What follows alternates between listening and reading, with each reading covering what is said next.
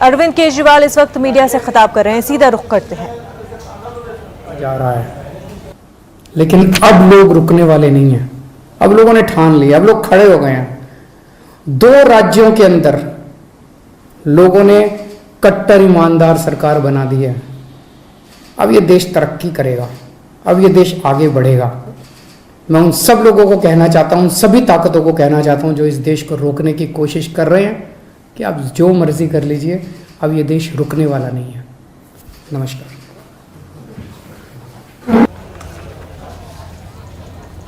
तो नाज़रीन, कर्नाटक के हवाले से जो हिजाब का मामला है वो अभी भी सुलझा नहीं है। आपको बता दें कि कर्नाटक हिजाब तनाज़े के हवाले से all India Muslim personal law board जो है वो सुप्रीम कोर्ट में पहुंच चुके हैं। यानी कि इस मामले को अब सुप्रीम कोर्ट में अर्जी दायर की गई है।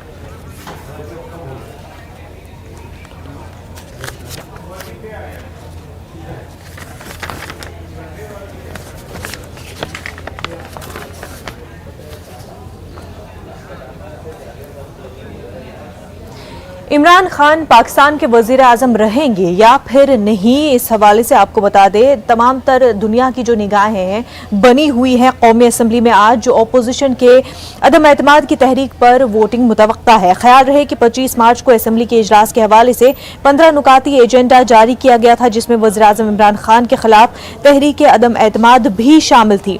तहरीक अदम एतमाद पर 152 अरकान के दस्तखत मौजूद है। उधर तहरीक इंसाफ के जलसे में वजीर आजम इमरान खान ने अपोजिशन के अदम एतमाद को बैरूनी ताकतों की साजिश करार दिया। उन्होंने इसके सबूत में एक खत भी पेश किया। इमरान खान का दावा है कि बाहर से उनकी हुकूमत तब्दील करने की कोशिश की जा रही है और हमारे लोग इस्तेमाल हो रहे हैं। इमरान खान पार्टी के इजलास में सरप्राइज देने की बात कह रहे थे।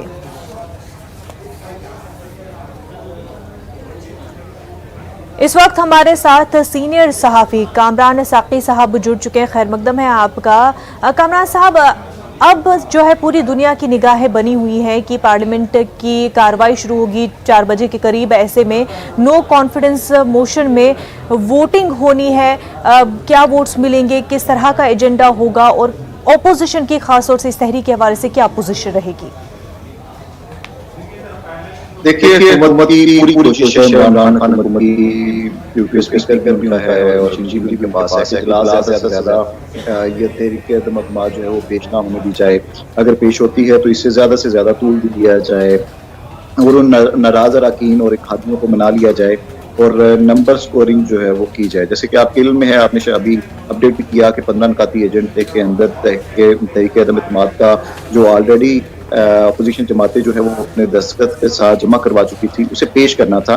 ताहम गुज़श्ता सेशन के अंदर उसे पेश नहीं किया जा सका और आज उम्मीद है कि उसे पेश किया जाएगा। रूल्स ये कहते हैं कि आज या ज़्यादा से ज़्यादा 3 से 5 दिन के अंदर उसके ऊपर वोटिंग फिर जो है वो स्पीकर करवाएगा।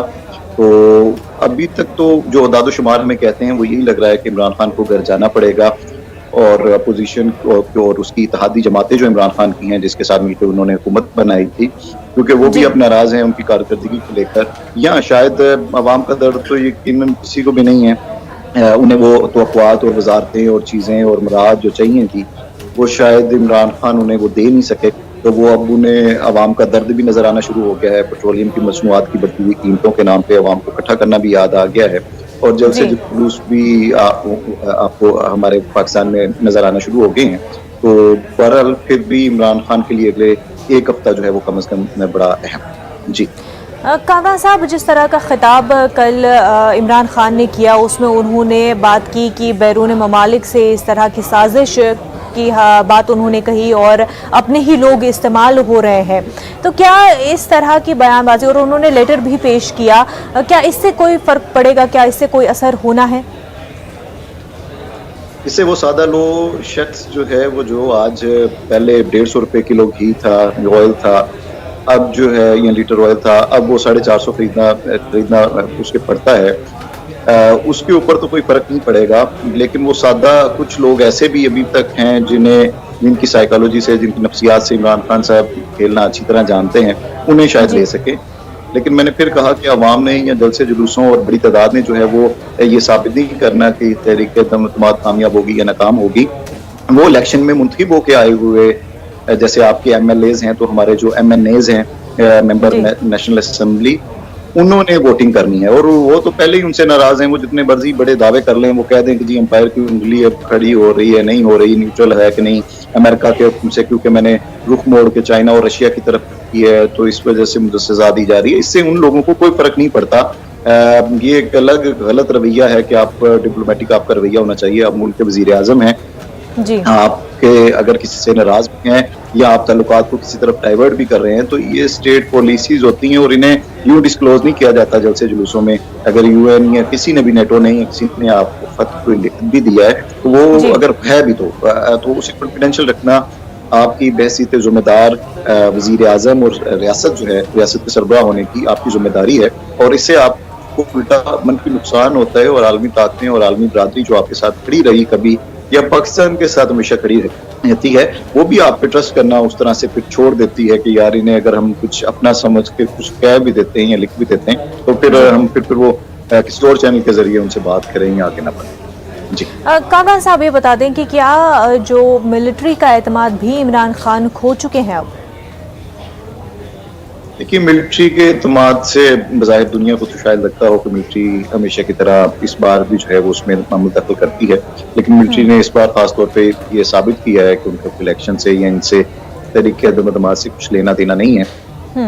जो नून लीग की वजह से और कुछ सोशल मीडिया के की वजह से जो कंपेन चली, जो उनका इमेज खराब करने की कुछ नासा ने बिला वजह कोशिश की, अब वो चाहती है कि उसे बेहतर किया जाए और वो प्रोफेशनल अपने ही सिर्फ ट्रैक के ऊपर रहे। और पहले भी खास अमल जो है वो हमें नजर नहीं आता, सिवाय इसके 70 सालों से हम माशाल्लाह को फेस कर रहे हैं और चीजें हैं।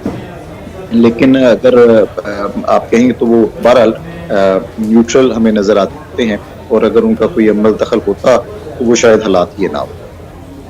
जी कामरान साहब, ये बता दें कि अगर जो वोटिंग होती है और इमरान खान वज़ीर आज़म नहीं रहते हैं, उसके बाद जो सरकार बनती है, क्या वो स्टेबल हो पाएगी? उसका क्या असर पाकिस्तान की अभी की सूरत हाल पर होगा?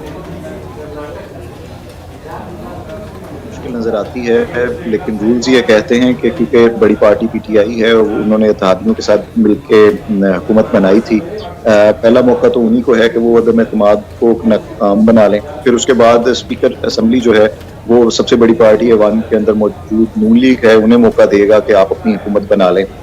अगर वो भी नाकाम होते हैं तो तीसरी पीपल पार्टी है और उसके बाद फिर हम अगर वो भी नहीं होती तो स्पीकर जो है वो रूल्स के तहत असेंबलियां तहलील कर देंगे और दोबारा हम जनरल इलेक्शंस की तरफ जाएंगे।